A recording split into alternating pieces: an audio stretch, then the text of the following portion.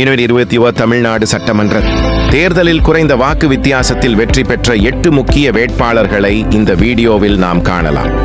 வீடியோவை தொடர்ந்து பாருங்கள்.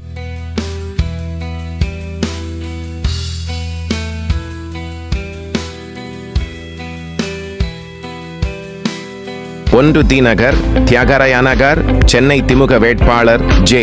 கருணாநிதி வெற்றி பெற்றார். வெறும் 137 வாக்கு வித்தியாசத்தில்.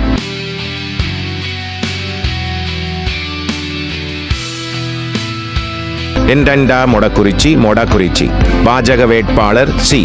சரஸ்வதி வெற்றி 281 வாக்குகள் வித்தியாசம்.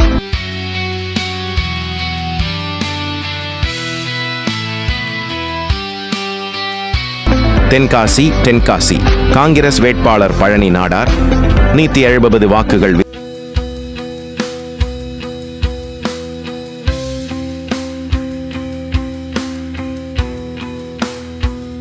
வித்தியாசம்.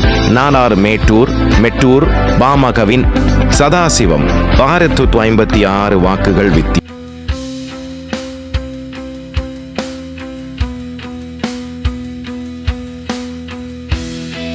5 காட்பாடி திமுக வேட்பாளர் துரைமுருகன் 746 வாக்குகள் வித்தியாசம்.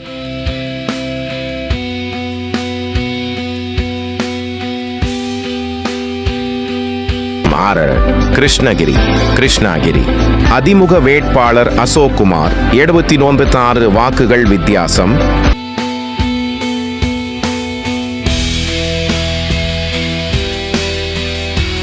7 விருடாச்சலம் காங்கிரஸ் வேட்பாளர் ராதாகிருஷ்ணன் 862 வாக்குகள் வித்தியாசம்.